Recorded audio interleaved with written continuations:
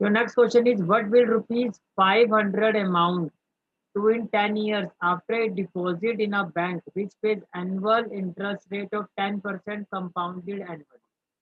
Compounded annually का देखो, आपने आपको याद होगा हमने 8 क्लास में कंसेप्ट पढ़ा था। हमने, मैं इसलिए कह रहा हूँ कि मैंने भी 8 क्लास में पढ़ा था और आई एम श्योर कि आपने भी वो कंसेप्ट, क्योंकि 9 से तो मुझे सब कुछ पता है कि 8 क्लास में पढ़ा होगा। तो आपने कंपाउंड इंटरेस्ट के बारे में स्टडी किया होगा और एक आपने पढ़ा होगा सिंपल इंटरेस्ट। पहले तो इन दोनों का डिफरेंस समझते हैं कि डिफरेंस क्या होता है। पहले तो इन दोनों का डिफरेंस समझते हैं। जैसे कि कंपाउंड इंटरेस्ट में क्या होता है आपका, मान लो आपका प्रिंसिपल अमाउंट जैसे यहाँ पर गिवन है 500 और 10%, मान लो 10% जो रेट ऑफ इंटरेस्ट पूरे साल का है इसका, तो जो भी इंटरेस्ट है रेट ऑफ इंटरेस्ट है, मान लो जो इसमें रेट ऑफ इंटरेस्ट आपको मिला वो मिला 100। तो टोटल ये हो गया, ये प्रिंसिपल अमाउंट है और ये इस पे इंटरेस्ट है। तो टोटल अमाउंट आपका हो गया, एक साल के बाद ये हो जाएगा 600। कंपाउंड इंटरेस्ट में क्या होता है कि जो ये अमाउंट होगा इसी में आगे आपका दोबारा इंटरेस्ट लगेगा। मान लो 600 पे जब इंटरेस्ट लगेगा से वो 120 हो गया, तो ये हो गया आपका। तो थर्ड ईयर में जाके ये जो 500 आपके ये हो जाएंगे 720। सिंपल इंटरेस्ट में क्या होता है, ऑन द अदर हैंड, कि आपका ओरिजिनल प्राइस था 500, इस पर आपका इंटरेस्ट लगा 100 रुपीज, तो एक साल के बाद ये हो गया 600। लेकिन सिंपल इंटरेस्ट में क्या होता है, जो ओरिजिनल प्राइस होता है आपका, इस पर जो इंटरेस्ट लगा होता है आपका, वही आपका दोबारा लगता है, और ये हो गया आपका 700। तो ये फर्क होता है, ये आपका मेजर डिफरेंस होता है कंपाउंड इंटरेस्ट और simple interest. Okay, I hope यहाँ तक आपको क्लियर होगी सारी चीजें। चलो अब क्वेश्चन को मैं स्टार्ट करता हूँ। ये तो था इसका कंसेप्ट कि किस तरह से सारी चीजें होती हैं।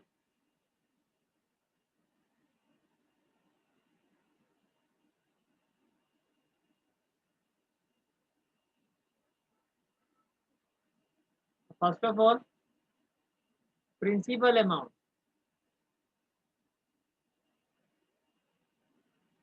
फर्स्ट ऑफ ऑल आपका जो प्रिंसिपल अमाउंट है दैट इज इक्वल टू 500। वो कितना है आपका 500, और इस पे जो टाइम पीरियड है आपका,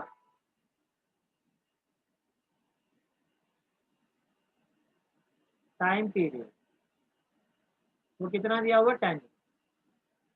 मैंने जो अमाउंट डिपॉजिट करवाया 500 और कितने टाइम के लिए डिपॉजिट करवाया 10। According to the question rate of interest,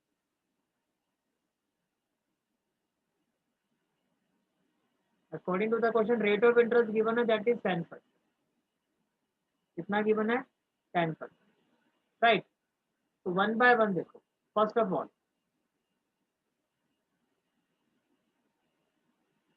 amount at the end of,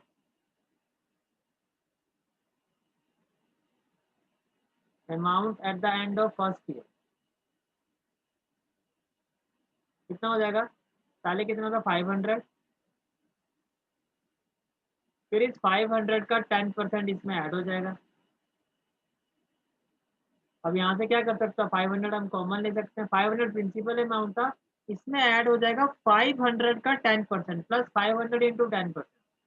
500 आपने कॉमन ले लिया दैट इज 1 प्लस 10/100। जीरो से जीरो कैंसिल हो जाएगा, तो ये हो जाएगा आपका 500 with in bracket 1 plus 0.1, 0.1, right. तो ये हो जाएगा आपका 500 इंटू 1.1, कितना हो गया 500 इंटू 1.1, राइट। अगर आप इसको मल्टीप्लाई करो तो ये आपका होगा, अगर आप इसको मल्टीप्लाई करो तो ये होगा आपका 550। यानी कि एक साल के बाद जो आपके पैसे हैं वो कितने हो जाएंगे, 550।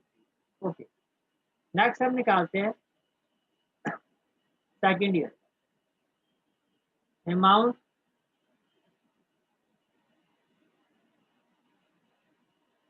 Eight the end of second year it is equal to 500। देखो फर्स्ट ईयर का जो अमाउंट है आपका, मैंने आपको अभी बताया था कंपाउंड इंटरेस्ट में क्या था, जितना वो अमाउंट हो चुका है, जितना वो अमाउंट आपका बन गया उस पर इंटरेस्ट मिलेगा आपको।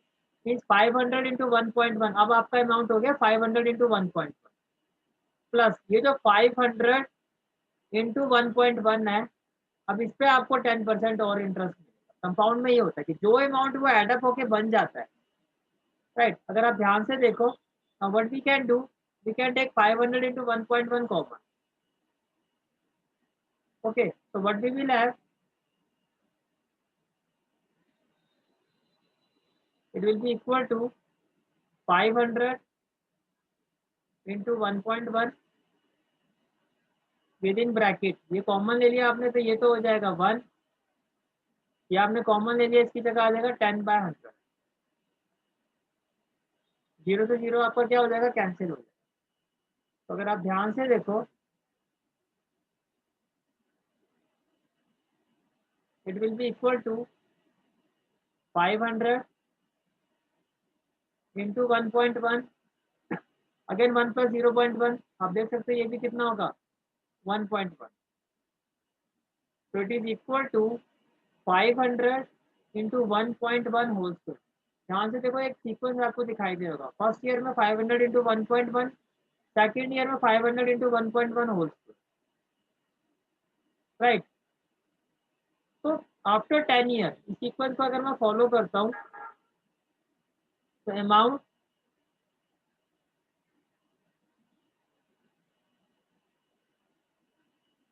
Eight the end of 10th year, भाई फर्स्ट ईयर में हुआ आपका 500 इंटू 1.1, सेकेंड ईयर में 1.1 रेज टू पावर 2, तो can I say that 10th year में क्या होगा 500 rupees 500 into 1.1 raised to power 10, and this is the final answer of this question, okay।